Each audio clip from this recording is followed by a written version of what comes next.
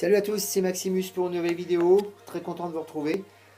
Alors, on va passer à la C3PO R2D2 Premium de chez Sideshow. Enfin, ils l'ont fait. Ils l'ont plutôt bien réussi. Hein. Je vais détailler certaines petites choses qui sont un petit peu casse-pieds pour cette pièce-là. Hein. Il y a quand même beaucoup de points positifs et un point extrêmement gênant, en tout cas pour moi. Hein. Je vais détailler ça tout de suite dans la vidéo. Alors, cette pièce-là, elle vient juste d'être sortie. Hein. Elle a quoi? Elle a quelques semaines. Hein. Je ne crois pas qu'ils aient eu beaucoup de retard cette fois-ci chez Sideshow. Donc là, la pièce, je vous dis, est plutôt bien faite. Je ne vais pas rester trop longtemps parce que je sais que les vidéos sont un petit peu longues. Hein. Je vais simplement commencer par vous parler du détail. Donc cette pièce-là existe en version régulière, ce que vous voyez devant vous là, et la version exclusive. Deux variantes par rapport à la régulière. L'exclusive a d'abord les personnages en totalement clean. Là, vous les voyez en ce que j'appellerais weathering, c'est-à-dire usés, vous savez, ils sont faits pour vraiment coller aux personnages dans l'épisode 4, quand on les retrouve dans le désert de Tatooine, après l'abordage et tout de l'Empire. Donc, ils ont de la suie partout, ils sont rouillés, tout ça. Donc voilà, là, ils sont pour la régulière comme ceci. Pour l'exclusive, ils sont en version clean, c'est-à-dire que vous avez R2D2 qui est super clean, voire carrément bling bling, hein, et R2D2 pareil qui est complètement immaculé.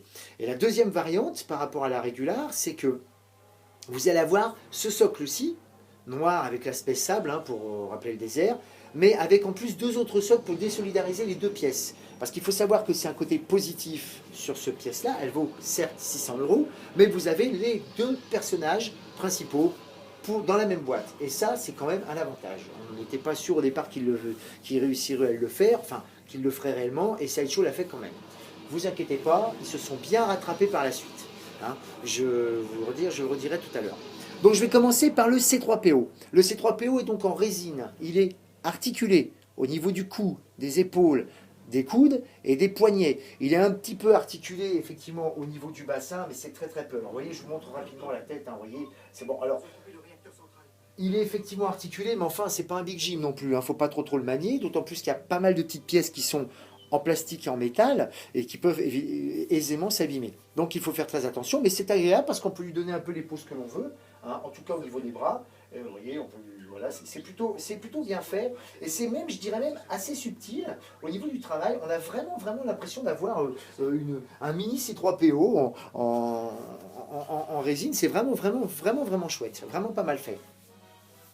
Quand vous achetez ces pièces-là, je tiens à le dire, vous allez avoir des piles. Les deux personnages ont un light-up indépendant. Donc vous mettez des piles, qui sont des piles bâtons, hein, que l'on a pour le R2D2.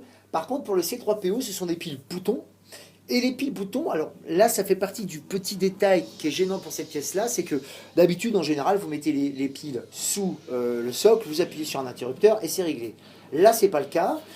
Et au lieu d'avoir mis l'interrupteur à un endroit, je dirais, stratégique, hein, ils ont mis, regardez bien, l'interrupteur, faut enlever la tête. Alors, je vous le montre hein, quand même, hein, je vais vous montrer ça pour que ce soit très propre. Voilà. Voilà. Alors, vous voyez, c'est superbe, il est très clinquant, mais c'est très bien. Mais alors, l'interrupteur est là, vous voyez, à cet endroit-là. Alors, déjà, c'est une galère pour mettre les piles ici, vous voyez, parce que si vous voulez là, exactement là, vous voyez les piles boutons, j'en avais deux. Là, ce sont les aimants. Alors, bien évidemment, vous passez plus votre temps hein, à enlever les piles des aimants qu'autre chose. Hein. Mais c'est vraiment pas pratique parce que si vous voulez exposer la pièce, la mettre dans une vitrine et simplement montrer le light-up à un ami, vous êtes obligé de démonter la pièce. C'est vraiment pas super pratique. Quand vous recevez cette pièce-là aussi, vous avez donc des piles boutons. Et dans un autre petit sac, vous avez ces deux petites pièces-là. Ça a l'air de rien. Hop, et hop. Alors, je vais vous les montrer pour que vous voyez bien un petit peu de quoi je parle. Voilà. Ce sont les bouchons d'entrave. Je ne sais pas si vous vous souvenez au début du film. Attendez, je vais essayer de faire un petit zoom dessus. Si c'est assez pratique, c'est pas pratique. Voilà. Voilà, on les voit un peu mieux là, voilà, bon c'est vraiment pour me casser les pieds, voilà.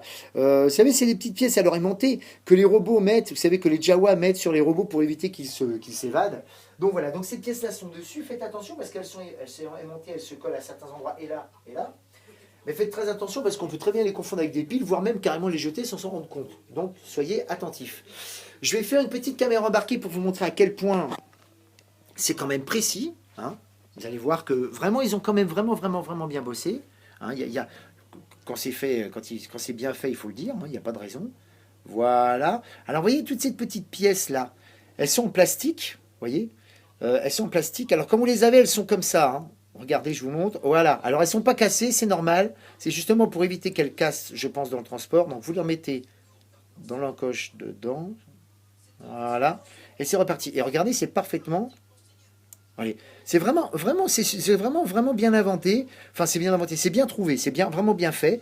Vous voyez, donc la pièce est très belle quand même. Elle est vraiment, ils ont bien respecté même la nuance de couleur, vous savez, entre le tibia droit, là, le mollet et la couleur, là, comme dans le film. Petit bémol, j'aurais bien aimé, moi, qu'il fasse à cet endroit-là, parce que ça n'est pas de la résine. Hein, enfin, c'est de la résine, c'est du plastique, de mettre justement des vrais câbles. Bon, ça aurait peut-être été un plus quand même. Ça aurait pas été plus mal. Hein, voilà. Donc, vous voyez, non, vraiment, c'est très bien inventé. C'est très bien fait. Vraiment, pour ce qui concerne le C3PO, vraiment, il n'y a vraiment rien à dire. Hein. Je vais passer maintenant au R2D2. Alors, le R2D2, je vais carrément vous le déplacer.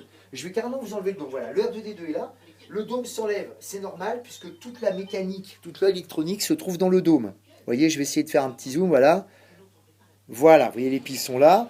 Et alors le bouton, lui, il est très facile, il est ici. Vous voyez, vous appuyez là, et voilà.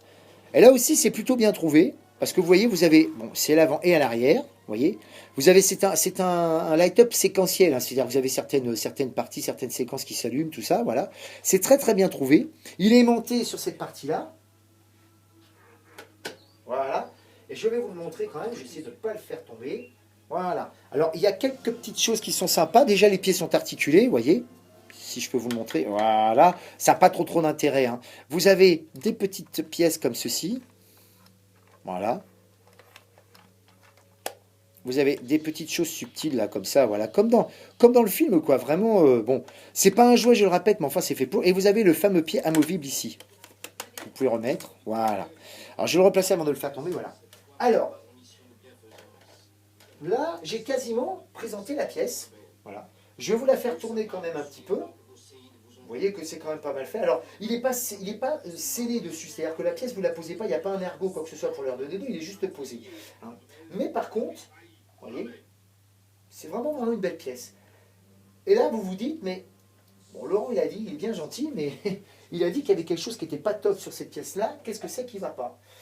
Eh bien, le problème, il est dans le R2D2. Le R2D2, vous voyez, il est très bien, light up, c'est fait. Même le R2D2, c'est du plastique.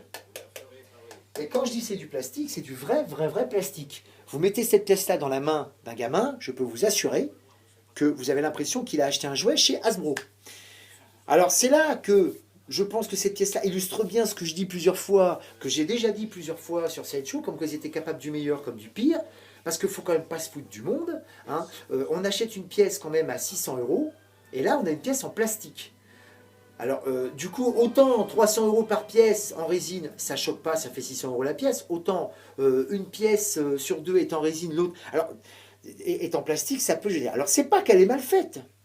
En plus, c'est pas la peine de se leurrer. Hein, vous ne pouvez la voir que comme ça. Mais enfin, ils auraient pu trouver une solution pour ne serait-ce qu'alourdir un petit peu le plastique, faire quelque chose comme quoi il y avait du poids. Hein, parce que le problème, c'est que quand on y réfléchit bien, et moi j'ai réfléchi sur la question depuis quand même 3-4 jours, on ne sait pas pourquoi. Pourquoi ils n'ont pas fait... Ils auraient très bien pu faire le dôme en plastique si ça les gênait pour le light-up, et le reste en résine, ou l'inverse. Voire même, moi j'aurais préféré qu'ils ne fassent pas ces petites choses, même si c'était totalement faisable hein, sur la résine, mais ces petites choses, là, vous voyez, les petits bras qui s'ouvrent, j'aurais préféré qu'ils ne le fassent pas. Plutôt que de s'amuser à faire une pièce toute en plastique comme ça, encore une fois, j'ai un peu l'impression quand même que cette chose se moque un peu du monde. Voilà.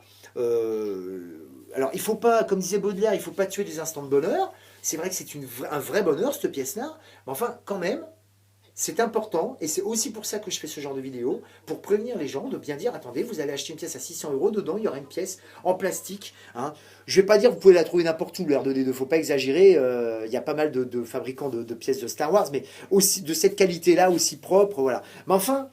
Vous voyez, ils auraient pu relever la pièce en mettant par exemple un petit son, quelque chose. Non, c'est même pas le cas. Donc vous voyez, vraiment, autant ils se sont vraiment appliqués sur le C3PO, autant pour le R2D2, c'est quand même du foutage de gueule. Et je pense que dans quelques temps sur les forums, les gens vont commencer à brailler. Alors par contre, petite parenthèse, hein, si vous voulez cette pièce-là, achetez-la, parce que c'est le Graal pour certaines personnes. Si ça ne l'est pas, ça va le devenir. Hein. Et quand ça deviendra, cette pièce-là de 600, elle va passer à 1000, 1200, 1500, voire 2000 euros. Je ne serais pas surpris que l'année dernière, cette pièce-là, que l'année prochaine, cette pièce-là soit à 2000 euros. Donc, si vous voulez vous l'offrir, allez-y, de toute manière, tout est très bien fait. Hein. Mais enfin, ça reste important de savoir qu'une des deux pièces est en plastique total.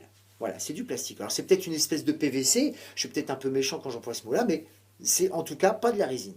Et ça aurait pu être fait en résine. Voilà. Qu'est-ce que je pourrais dire d'autre dessus Non, je pense que là j'ai fait le tour. Donc je la représente, c'est bien la R2D2 C3PO Premium de chez Sideshow. Hein, et à bientôt pour une prochaine vidéo.